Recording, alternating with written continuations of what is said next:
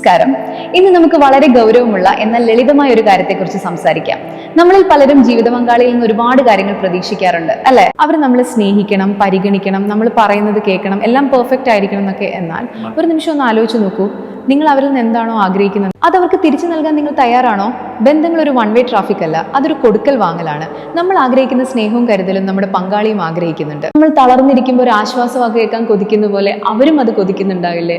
പലപ്പോഴും നമ്മൾ നമ്മുടെ ആവശ്യങ്ങളിൽ മാത്രം ശ്രദ്ധ കേന്ദ്രീകരിക്കുകയും പങ്കാളിയുടെ മാനസികാവസ്ഥയെ മറന്നു പോവുകയും ചെയ്യുന്നു. എനിക്കിത് കിട്ടിയില്ല എന്ന് പരാതി പറയുന്നതിന് മുമ്പ് ഞാനിത് നൽകിയോ എന്ന് സ്വയം ചോദിക്കുന്നത് ഒരു മികച്ച ബന്ധത്തിന്റെ തുടക്കമാണ്. നിങ്ങൾ സ്നേഹിക്കപ്പെടാൻ ആഗ്രഹിക്കുന്നുവെങ്കിൽ ആദ്യം സ്നേഹിക്കാൻ പഠിക്കണം. പിന്നത്തെ കാര്യം എല്ലാം പെർഫെക്റ്റ് ആവണമെന്ന വാശിയാണ്. നമുക്ക് നമ്മുടെ ജീവിതത്തിൽ പല കാര്യങ്ങളും കൃത്യസമയത്ത് പൂർത്തിയാക്കാൻ കഴിയാറില്ല, അല്ലെങ്കിൽ നമുക്ക് ഒന്നിനൊരു ചിട്ട ഉണ്ടാവില്ല.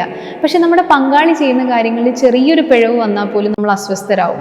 അവരെല്ലാം പെർഫെക്റ്റ് ആയി ചെയ്യണമെന്ന് നിർബന്ധം പിടിക്കും. ഇത് ശരിയാണോ? നമ്മുടെ കുറവുകളെ നമ്മൾ ന്യായീകരിക്കും, മറ്റുള്ളവരെ കുറവുകളെ വിചാരണ ചെയ്യുന്നത് ബന്ധങ്ങളിൽ വിള്ളലുണ്ടാക്കും. വീഴ്ചകൾ മനുഷ്യ സഹജമാണ്. നിങ്ങൾക്ക് പൂർത്തിയാക്കാൻ കഴിയാത്ത കാര്യങ്ങൾ അവർക്കും പറ്റിയെന്ന് വരാം. അവിടെയാണ് വിട്ടുവീഴ്ച എന്ന വാക്കിന് പ്രസക്തി. ഒരു ബന്ധം സന്തോഷകരമാകാൻ പങ്കാളി മാറണമെന്ന് ചിന്തിക്കുന്നതിനേക്കാൾ നല്ലത് എനിക്ക് എന്ത് മാറ്റം വരുത്താൻ കഴിയുമെന്ന് ചിന്തിക്കുന്നതാണ്. നിങ്ങൾ അവർക്ക് നൽകുന്ന ബഹുമാനവും പരിഗണനയും ഒരു പ്രതിഫലനം പോലെ നിങ്ങളിലേക്ക് തന്നെ തിരിച്ചെത്തും. അവരെ കുറ്റപ്പെടുത്തുന്നതിന് പകരം അവരുടെ പോരായ്മകൾ അവർക്ക് താങ്ങായി നിൽക്കുക. നിങ്ങൾ പെർഫെക്റ്റ് അല്ലാത്തതുപോലെ തന്നെ അവരും പെർഫെക്റ്റ് അല്ല എന്ന് തിരിച്ചറിയുക. അതുകൊണ്ട് ഇന്ന് മുതലൊന്ന് ശ്രമിച്ചു നോക്കൂ.